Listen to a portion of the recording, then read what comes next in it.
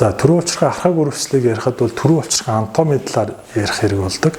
Тэр түрүү улчирхай анатомийн талаар та бүхэндээ ярихаас өмнө яг түрүүний түрүү улчирхай архаг үрвсэлгүй одоо хэвээ байгаа үед түрүү улчирхай салс давхарга энэ суурийн давхарга дээр хэвээ байгаа үедээ бол нэг иймэрхүү зурагтай байдаг гэж үздэг. Түрүүний шалтгаан жишээлбэл болцолтын мөхтөрөгч юм гаднаас халдвар орж ирэхээр энэ салс давхаргт нь юм өөрчлөлтүүд гараад суурийн давхаргатай эсүүд нь өсөж өгжөөд үрвсэл маань цаашаа хөгжиж явдгаа гэдэг нэг юм зургалсан юм зураг байна. За ингээд анатомийн хувьд болохоор бид нар одоо ярилцаад түрүү улчирхай маань бол жингийн хувьд бол 20 г орчим жинтэй. Байрлалын хувьд бага арцгийн хүндэд байрладаг. Уртлаараа бол ундаг ястай одоо хилдэг. Дээгүүрээ болохоор давсгны хүзөвч ёроол хэсэгтэй хилдэг. Артлаараа ард доод хэсгээр болохоор шулуун гэдсний хаантай ингэж хилдэг юм эрхтэн байгаа. За түрүү улчирхай ерөнхий хэмжээ уртын хэмжээ нь 3 см, хамгийн өргөн хэмжээ нь 4 см, хөндлөн хоёр хажуу талын ханы хэмжээ нь 2 см гэж үзэж байгаа. 2 3 4 харьцах юм хэмжээтэй.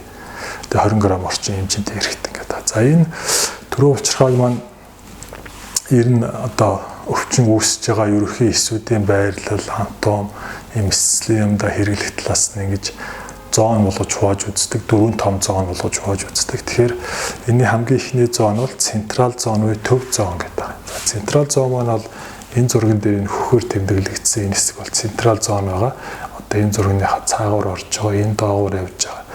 Энэ зоон бол централ зоон. Одоо энэ зурган дээр энэ байна. За централ зоон нь бол шүүрлийн одоо юунууд хэмжээтэй агуулсан өөртөө ийм хэсгүүд агуулсан.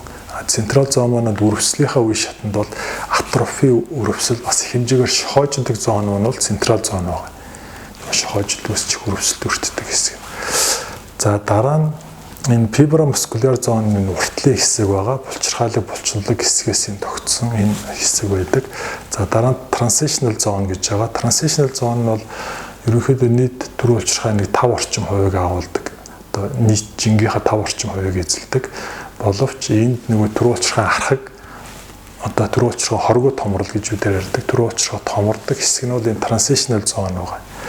Тэгээд энэ булчирхайлаг хэсүүд хэмжээтэй байрлсантай холбоотойгоор булчирхайлаг хэсгийн хавдар бол энэ хэсэгт тохиолддог.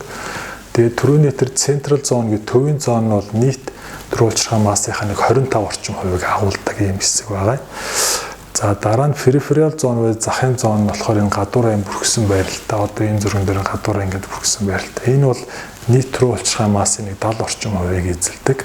Энэ түрүү улчирхай архаг үрвслийн гол үүсгдэг хэсэг маань болохоор энэ периферал зоон маань байгаа. Энэ маань түрүү улчирхай архаг үрвслийн гол үүсгдэг хэсэг байна.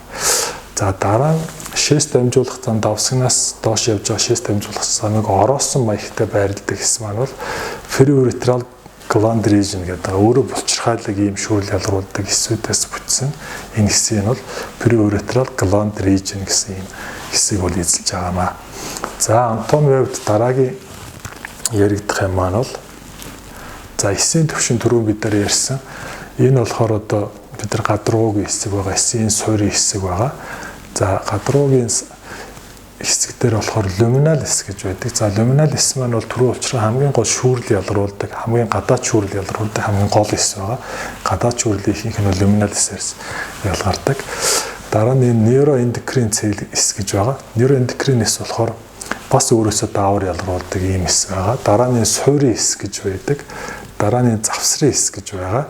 Тэгээ мөн фибробластс үүдэл эсүүд байгаа суурийн давхаргаас дээшиг эсүүд өсөж хөгжих нөлөөлдөг ийм эсүүд бас мэдрэлийн эсүүд тэгээ эндотел эсүүд гэсэн ийм эсүүдээс ерөнхийдөө бүтцийн хувьд бол түрүү улчирхай эсийн бүтцүүд ингэж үүсдэг. За түрүү улчирхай маань үйл ажиллагааны хувьд даавар хамааралт эрхтэн энэ бусад өнчин тархинаас ялгарсан биенээс ялгарж байгаа даавруудаас хамааралтайгаар үйл ажиллагаагаа өөрчилж явдаг. Тэр хамгийн түрүүнд андроген даавруудтай холбоотойгоор түрүү улчирхай маань бол өөрөөсөө шүүрэл ялгаруулах, үйл ажиллагаа явуулах гол одоо шалтгаалдаг даавар нь бол андроген даавар байдаг. За дараа нь эстроген даавар нь болохоор энэ андроген дааврынхаа хэмжээг хянах их хэсгээс хамгаалах ийм үүрэгтэй эстроген даавар маань бол оролцож явагддаг.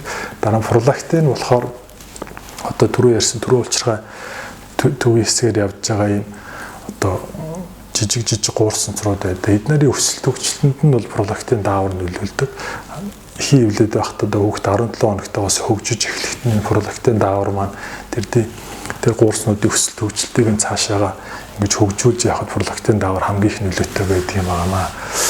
За дараа нь окситоцин даавар болохоор төрөө улчирхаагаас ялгарах шүүрлийг одоо гол сууг над шийсний зам руу гаргахад нь шахаж өгөх нөлөөтэй, шүүрлээ зохицуулах нөлөөтэйгээр энэ окситоцин даавар хамгийн их нөлөөтэйгээр оролцдог.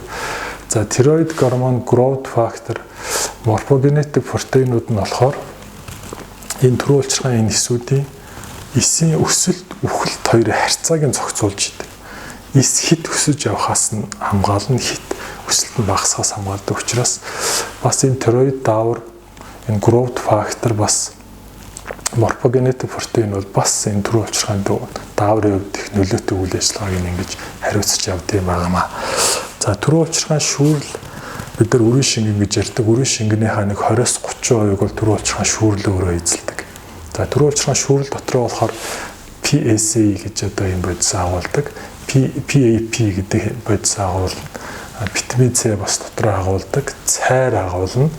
Спермайн гэдэг энэ уургийн урдл бодис одоо амийн хүчил одоо нийлэгжүүлэхэд оролцдог юм бодис байдаг. Энэ бодог простатик ингибин гэдэг юм одоо бид нарын бас юунд байх ёстой юм бодис байгаа. Тэгэхээр энэ бодисууд маань бүгдээрээ нийлээд төрөө улчирхаан шүүрлийг бүрдүүлж өгдөг юм байна. За ингээ манай өнөөдрийн энэ нэвтрүүлэг маань дуслаа. Дараагийнхаа сэдвээр бид нар төрөө улчирхаан архаг үргэлжлэлийнхаа эмгэг зам буюу патогенезийг ярих юм байна. За ингээ анхаарал тавьсанд баярлалаа.